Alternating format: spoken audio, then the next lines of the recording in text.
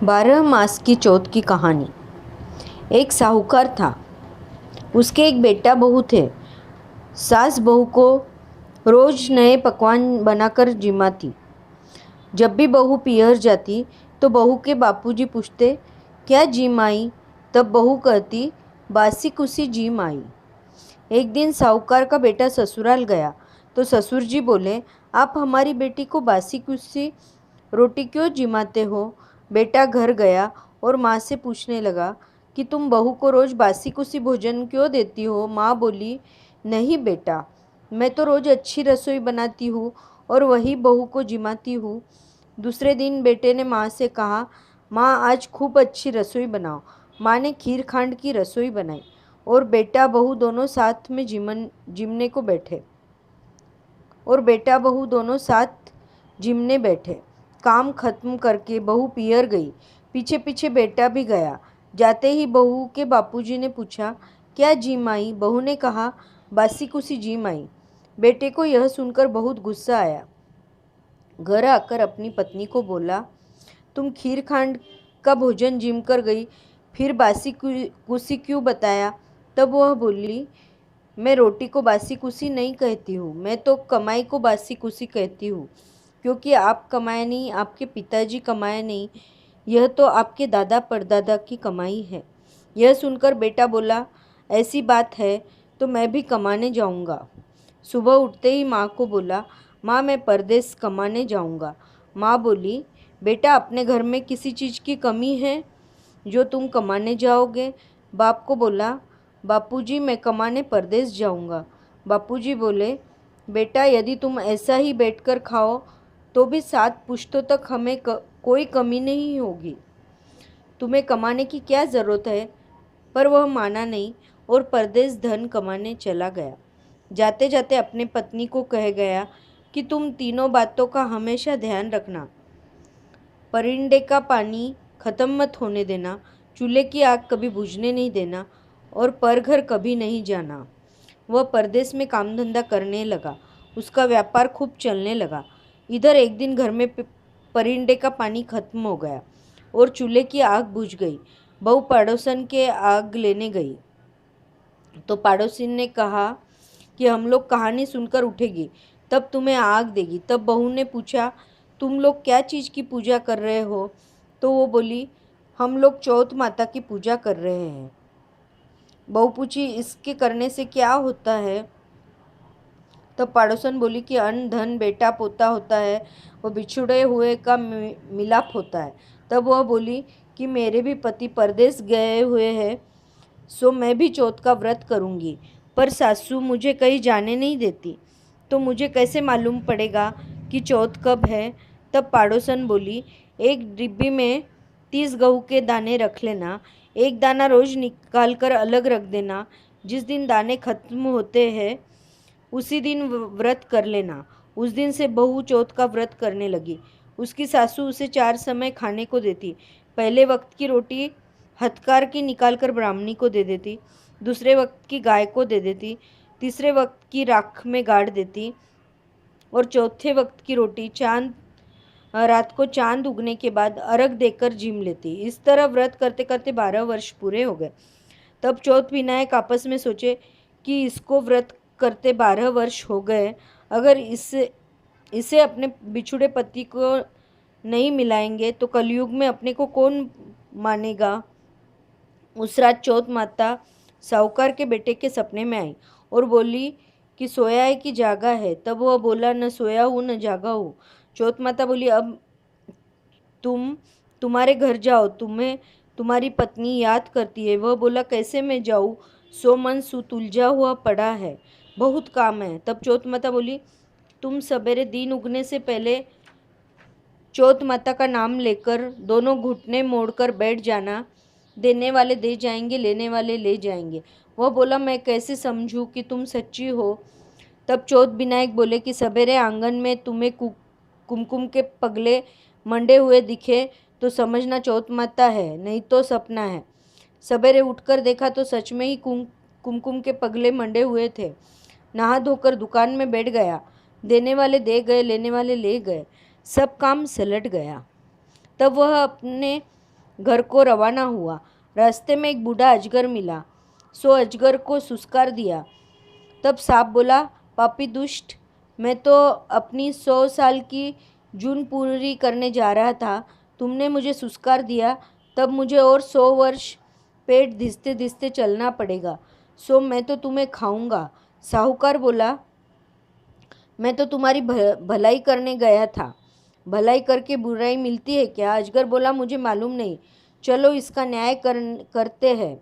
सामने बहती नदी से पूछते हैं। नदी के पास गए, पूछा, नदी भलाई करते बुराई मिलती है क्या? नदी बोली, हाँ मिलती है।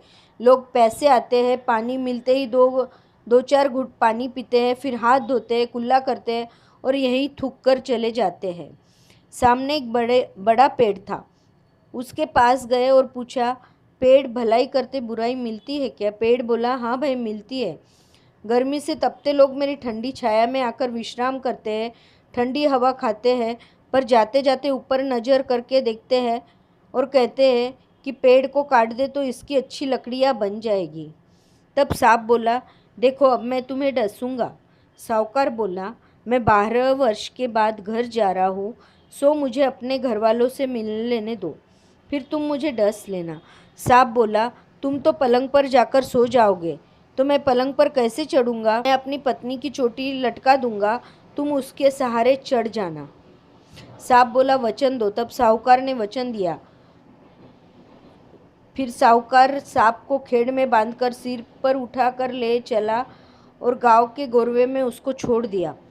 साहूकार जब घर आया तो माँ बाप, पत्नी सब बहुत खुश हुए, पर साहूकार किसी से बोला नहीं और उदास मन से घर उदास मन से महल में जाकर सो गया। बहू घर का काम करके महल में गई और पूछने लगी, क्या बात है, आप बोलते क्यों नहीं हो? तब बोला, रात को मेरा दुश्मन आएगा, मुझे डसेगा, मैंने उसको वचन दिया है, इसलिए अब मोह लगाने से क्या फ़ायदा? यह सुनकर पत्नी नीचे गई और सीढ़ियों को धोया लीपा। फिर पहली सीढ़ी पर दूध का कटोरा रखा, दूसरी सीढ़ी पर चूरमे की कटोरी रखी, तीसरी सीढ़ी पर फूलों की सेज बिछाई, चौथी सीढ़ी पर इत्र रखा, पांचवी सीढ़ी पर बालू बिछाई, छठवीं सीढ़ी पर नमक रखा, सातवीं सीढ़ी पर चौथ विनायक जी की चौकी रखी और सो गई। आधी रात के समय सांप आया, पहली सीढ़ी पर दूध पिया और कहा कि दूध रखने वाली सरब सुहागन हो, खाता तो नहीं पर वचन का बंधा खाऊंगा। दूसरी सीढ़ी पर चूरमा खाया, तीसरी पर फूलों में खूब लौटा, चौथी सीढ़ी पर इत्र का सुगंध लिया, पांचवी सीढ़ी पर खूब बालू में लौटा और कहता गया, बिछाने वाली सरब सुहागन हो, खाता तो नहीं पर वचन का बंधा खाऊंगा। छठी सीढ़ी पर नमक पर लौटा और कहता गया, नमक हरामी नहीं करनी चाहिए पर वचन का बंधा खाऊंगा। सातवीं सीढ़ी पर जब चढ़ा तो चौथ माता विनायक जी सोचे, अगर इसकी पति की रक्षा नहीं की तो फिर दुनिया में कोई अपने को नहीं मानेगा। तब चौथ माता ढाल बनी और विनायक जी तलवार बने।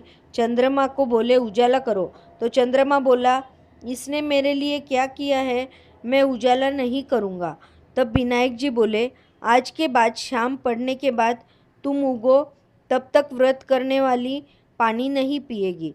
तब चंद्रमा ने उजाला किया, सांप को मार दिया, पर सांप की थोड़ी सी पूंछ कटकर साहूकार की जूती में गिर गई। सांप सोचा, जब जूती पहनेगा तब खाऊंगा।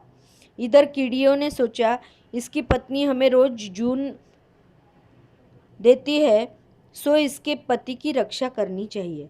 सबने मिलकर पूंछ को धोती कर दी। साहूकार का संकट टल गया। दोनों आँख खुली तो देखा बैरी मरा पड़ा है।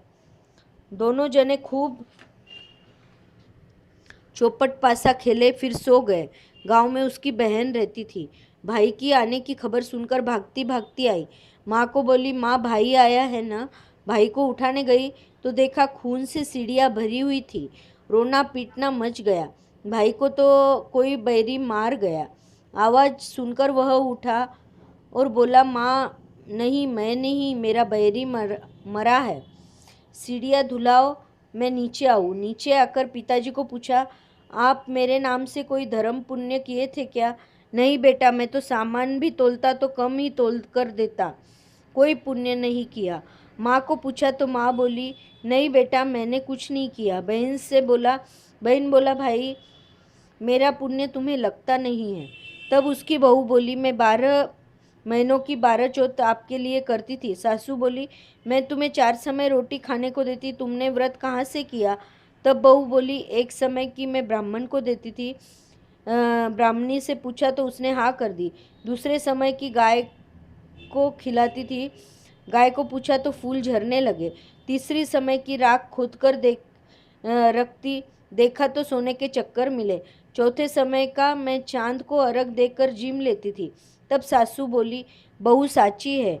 सासू बहू के पाँव पड़ने लगी कि तेरा सत से मेरा बेटा जिया है। बहू बोली, सासू जी मैं लागू आपके पगा, आप लागो चौथ माता के पगा। फिर बहू ने चौथ का उजवना किया, सारी नगरी में हेला फिरा दिया कि बेटे की माँ, पुरुष की स्त्री, सब कोई 12 चौथ का व्रत करे। 12 नहीं तो 4, और 4 नहीं तो कम से कम 2 व्रत अपने आग पैर के लिए ही जरूर करें। हे महाराज, चौथ विनायक जैसे साहूकार का कष्ट काटा, वैसे सबका कष्ट मिटाना। जैसे बहू को सुहाग भाग दिए, वैसे सबको देना। कहानी कहता सुनता हुंकार भरता सबको सुहाग देना। खोटी की खरी, अधूरी की पूरी।